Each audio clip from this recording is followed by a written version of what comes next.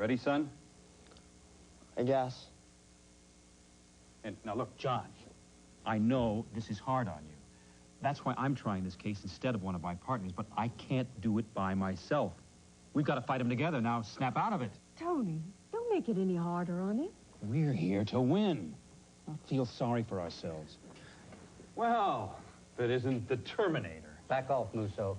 What's the matter, Chip? You let your dad do all the talking for you? Not so tough without your football pads, are you? Mr. Musso, I'm sorry. Sorry? You crippled him. You put him in that wheelchair for the rest of his life. It was a clean hit, and you know it. Oh, the hell it was. You wanted John's scholarship. You won the city championship, but you're not gonna get away with it.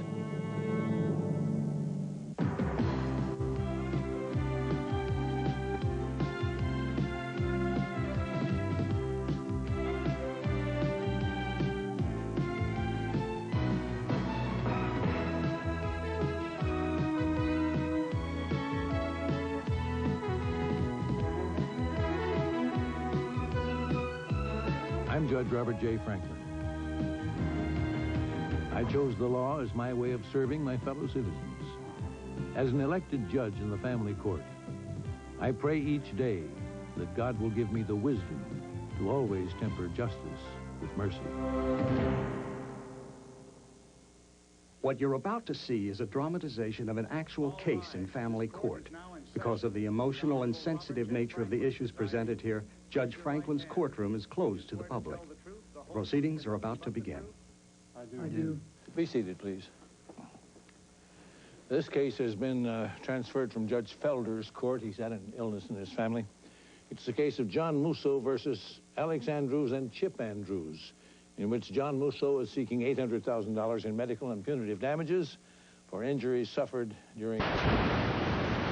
Also be acting as his attorney.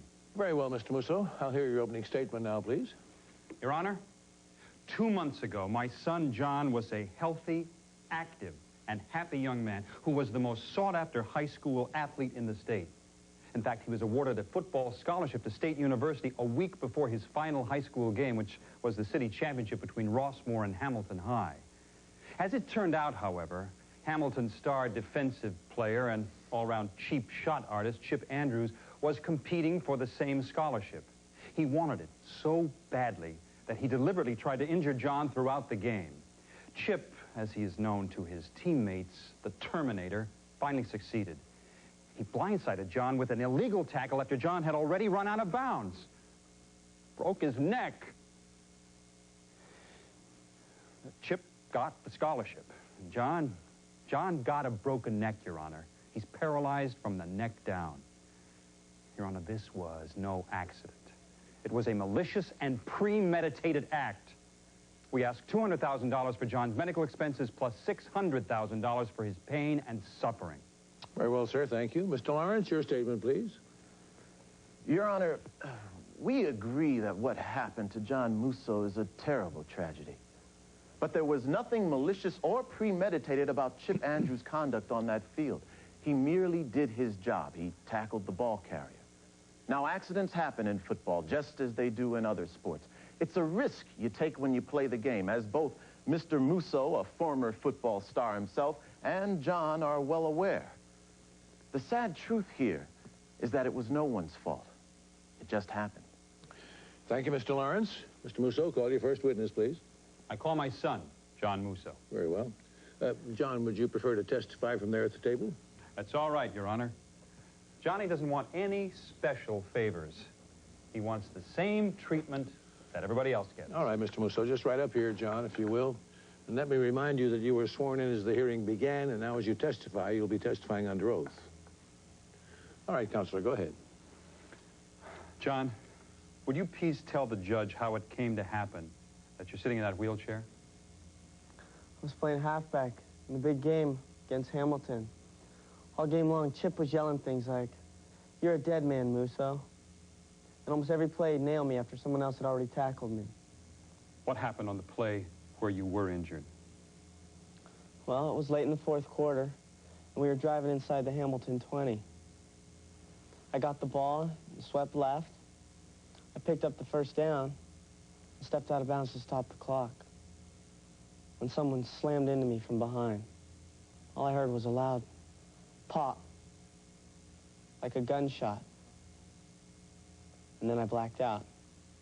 And what happened when you came to? I was in the hospital, paralyzed from the neck down. Now, tell the judge what plans you'd made for after high school. I was going to go play at state on a full scholarship, and then maybe even play pro ball, like my dad. Maybe even be a lawyer. And what are your plans now, John? I don't have any. Just therapy, 3 times a week. John, isn't it true that Chip Andrews had threatened to injure you a week before the game? Yes. I just received my scholarship letter, and I was on the way to the movies with my girlfriend when Chip shows up out of nowhere. Shoves me in the chest and says he wanted to knock me out right then. He couldn't wait until the game on Saturday. Son, this is a newspaper photo that was taken right after the tackle on which you were injured. Plaintiff's Exhibit 1, Your Honor. Yes. Is that you lying on the ground? Yes. Okay, and who's that other player standing over your paralyzed body, smiling and waving his fist in the air? It's Chip. No further questions, Your Honor. Will you cross-examine Mr. Lawrence? John, I'm very sorry about what happened. But don't most football players make idle threats against their opponents? Didn't your own school hold a pep rally the day before the playoff where you were quoted as saying, Chip Andrews won't walk away from that game? Is that an accurate quote, John? That's game talk. No one took that seriously. But you expect the judge to take Chip's game talk seriously. Chip meant what he said. John, on the play you were injured, did the referees call any penalty on Chip? No. That doesn't mean they shouldn't have. The fact is they didn't, because there was nothing malicious or illegal about the way Chip tackled you. You suffered a horrible injury, yes. But let's face it, every year many young men like yourself are injured playing football. There's always a risk of injury in football, isn't there? Objection!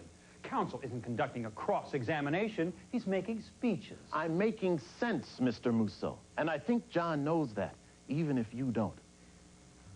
I have no further questions, Your Honor.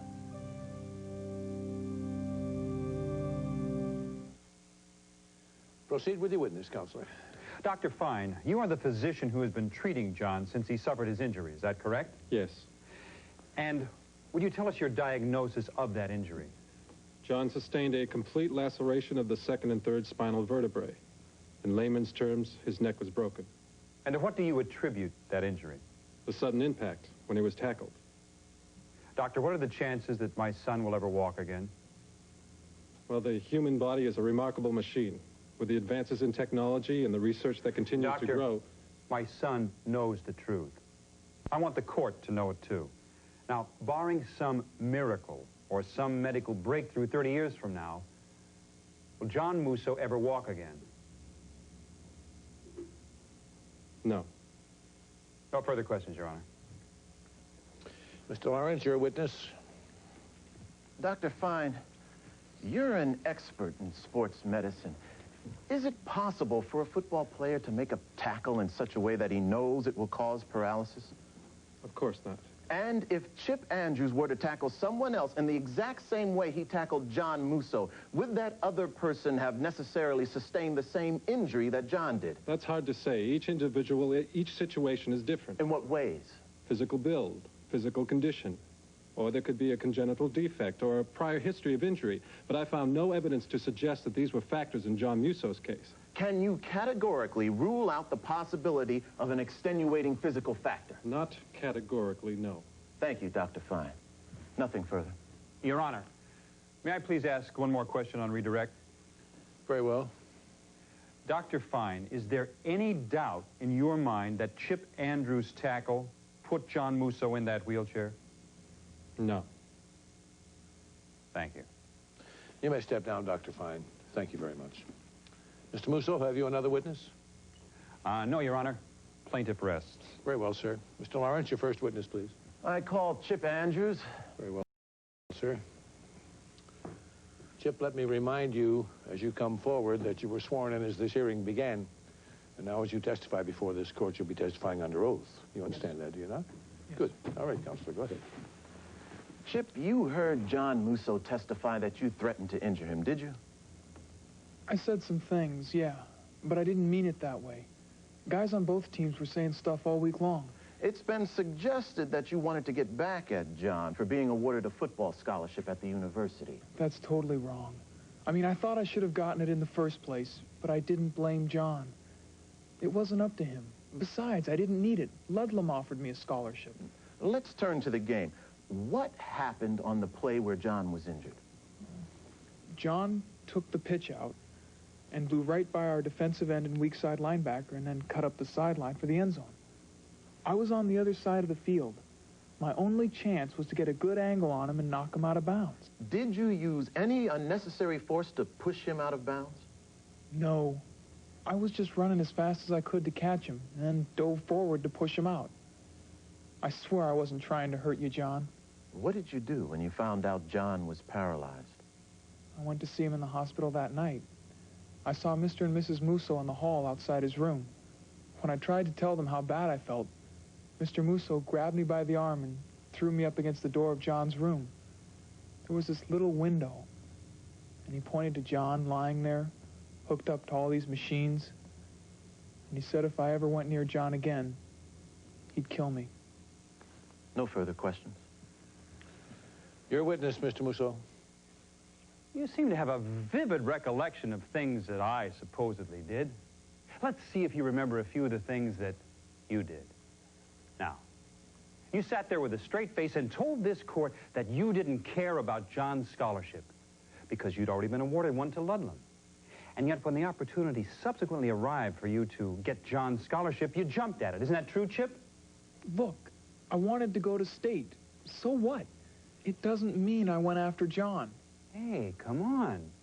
You're the Terminator, remember?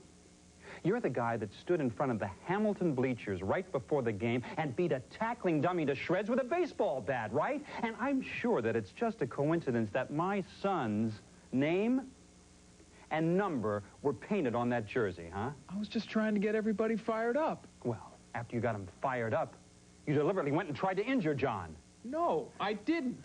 Yes, you did. Your Honor, since there's no visual record of the tackle, it was out of the game film, I'd like to ask Chip to demonstrate how he tackled John. Objection. There's no way to recreate that event with any accuracy. This is nothing more than an inflammatory stunt. Your Honor, I'm simply asking Chip to show us his version of the tackle. The objection is overruled. Chip, please cooperate with Mr. Musso. Now, I'll be John. I'm over by the sideline right before you tackle me. Now, why don't you show us, blow by blow, so to speak, exactly how you took John down? Well, I was coming up behind him, running as fast as I could, and I just threw my body into him. Okay, now, show me all the points on John's body where your body made contact. Well, my shoulder hit him here. Yeah. And I guess I threw my arms around him. Chip, let's trade places for a minute, shall we? Because I want to make sure that I understand exactly what you're demonstrating, okay? Now you're saying that your right shoulder hit John right below the neck? Right. Yeah, okay. You're sure you didn't spear him in the neck with your helmet? I'm sure. Because your helmet was in the vicinity, right? Very close. And you were running at full speed, right? And so if you hit him in just the right spot, you could... Mr. Musso. Mr. Andrews, stay in your seat. Sonny, you all right? Mr. Musso, you're in contempt of this court, and your actions will cost you $100. And if you want to really help your son, you'd better start acting more like an attorney and less like a bully. Do I make myself clear? We will return to the judge. Proceed, Mr. Lawrence. Coach Andrews, how long have you been involved with the game of football? I played it all my life. I've been coaching it for 20 years, the last 15 at Hamilton. In your expert opinion, then, would you characterize the game as being dangerous? Well, hell yes. We try to design equipment and rules to make the game safer, but I've never known a good player who hasn't gotten hurt. That's the risk you take when you go out on that field. Chip's had a broken leg and a collarbone. To your knowledge, did your son ever do or say anything to indicate that he was planning to hurt John Musso? No. Chip plays to win, but he plays clean. Your Honor, I'm sorry about what happened to John. He's one of the finest young talents I've ever seen carry the ball. But the truth is, Chip played that game the same way he played all his other games. Thank you. Nothing further. Cross-examine, Mr. Musso. You know, Coach, it's interesting to hear you say that Chip played the Rossmore game the same way he played all of his other games, because he has a well-deserved reputation as a dirty player, doesn't he? Objection, Your Honor. That's prejudicial and inflammatory. Very well, Your Honor, I withdraw the question. Now, Coach Andrews, since you're an acknowledged football expert, would you please tell the court what a face mask penalty is? That's a personal foul, when one player grabs another player's face mask to tackle him. And how about spearing? What's that? Spearing is when one player rams his helmet into another player in an unpadded spot, such as his stomach. Or his neck? You could break someone's neck by grabbing his face mask or spearing him, couldn't you? A person can fall down and break his neck, too. Oh, come on. Let's not forget that this son of yours, the Terminator, got the biggest number of penalties against him in the entire Metro Conference, correct? Chip's aggressive, like I coach all my players to be. But he doesn't play dirty. Oh, no?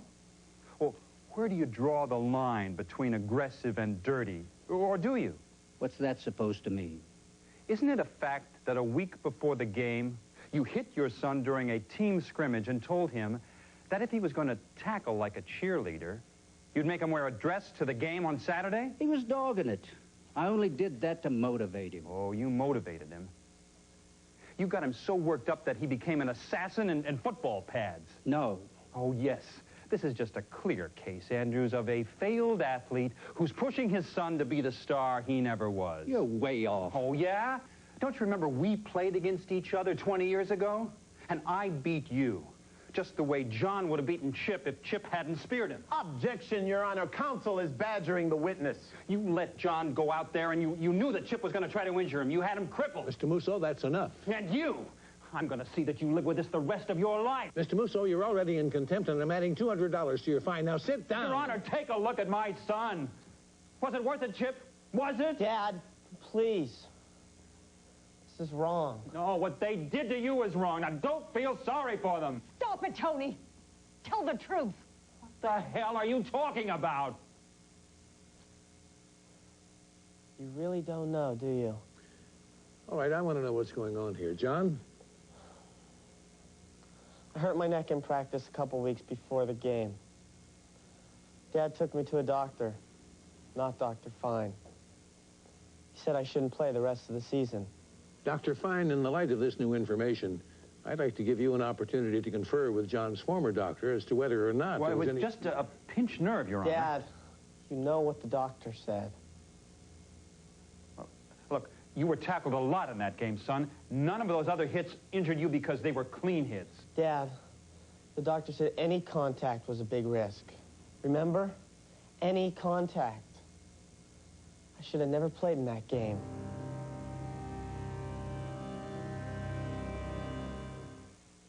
Next time on The Judge. You want to take away a child from the same woman who gave you and your husband your son Thomas. The Boss, the new low-cost ESP from Eureka. It can cut your cleaning time in half. The Boss from Eureka, the power to sweep you off your feet. Which swab has 50% more cotton right at the tip? Q-Tips brand cotton swabs, because a swab by any other name just isn't the same. The next generation in salon-style nail lengtheners. Gel Formula Lee Sculptured Nails. Brush on like polish. Gel Formula Lee Sculptured Nails. For more about the topics seen on The Judge, send a stamped self-addressed envelope to this address. Mr. Musso, Mr. Andrews, it's apparent to me that you both are guilty of pushing your sons into a lifestyle dominated by the need to win at all costs. The result is this terrible tragedy to John Musso. A tragedy that could have been avoided. Coach Andrews, I hope you and all other coaches learn something from this terrible lesson so we can protect our young men from injuries like this. Now, Dr. Fine has consulted with John's other doctor, and the two of them agree that John's injury was greatly exacerbated by his prior accident, and John put himself in the game, despite the risks he was taking. Therefore, I find the defendants, Chip and Alex Andrews, not liable for the injury sustained by John Musso. John, you're a courageous young man. It's easy to tell you're not a quitter. You said earlier that you had once considered a career in law. I encourage you to follow through on that. You know, John, I see many physically challenged attorneys right here in this courtroom. And if you use the same competitive drive that allowed you to excel on the football field, you can overcome just about anything, son. There's no reason you cannot lead a happy and productive life. Remember who you are, John, not who you thought you were. You're still the same person. Good luck to you, son. Good luck. That's all. This court stands adjourned. Dad, it's not your fault. I was the one who decided to play. It's okay.